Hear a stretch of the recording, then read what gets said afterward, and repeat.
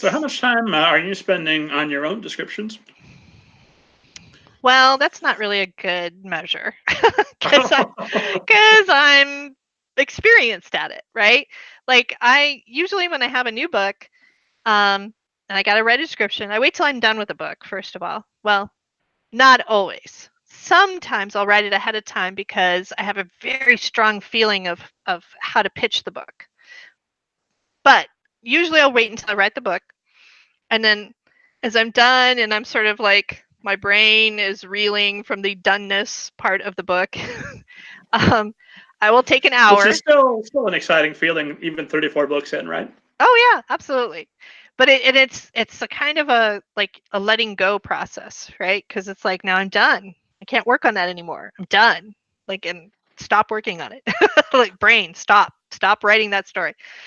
So I'll sit down and it'll take me usually an hour to come up with something.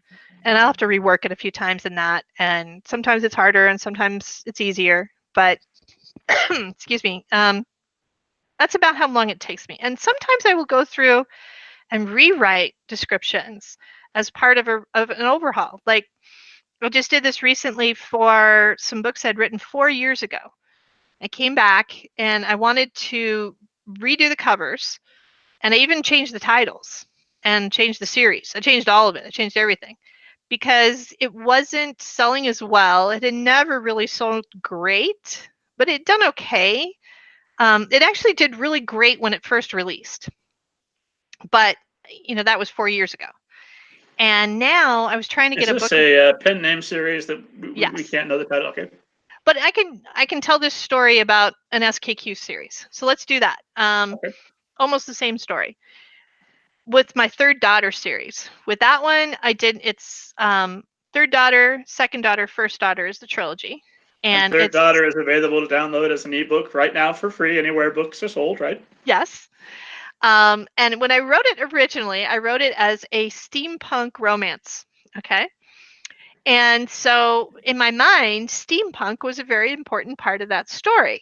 And so I marketed it as a steampunk story, which is an actual niche. And mine was pretty cool because it was not your traditional steampunk that's in like 19th century England or London, even. It's very specific, like a certain kind of feel to it. This was much different. It wasn't even on Earth. It was a fantasy that was in an alternate world that had uh, where it was like if India was split into three different countries, that's what the world was.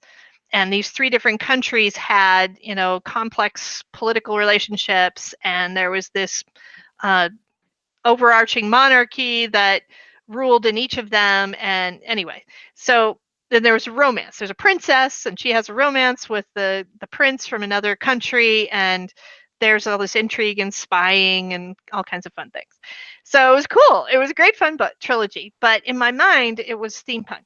So I marketed it as steampunk. I made these great steampunk covers, and the problem with steampunk is that it's just a little tiny market, a little tiny niche. And it did okay, but it didn't do great. And I was very disappointed because I was like, oh, this is such a cute story. I want like lots of people to read it.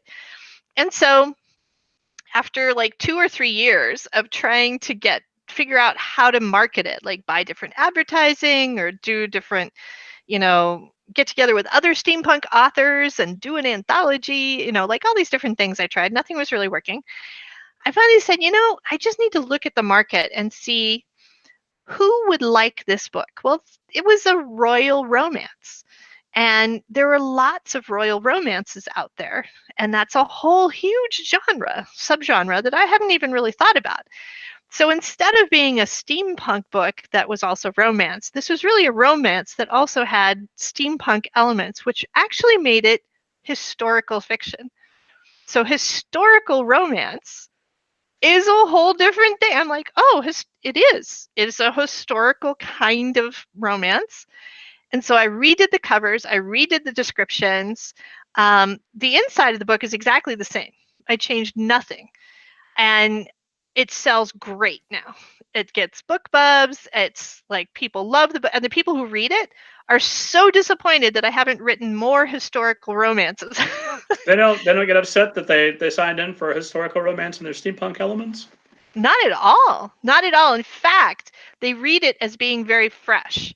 They're like, oh, every other historical romance I read is either in Scotland or England or whatever. And now this one is like this fantasy elements, but it has enough of the same, like fashion is very important for historical romances, right? They're all about the way that people dressed, and etiquette is very important in historical romance.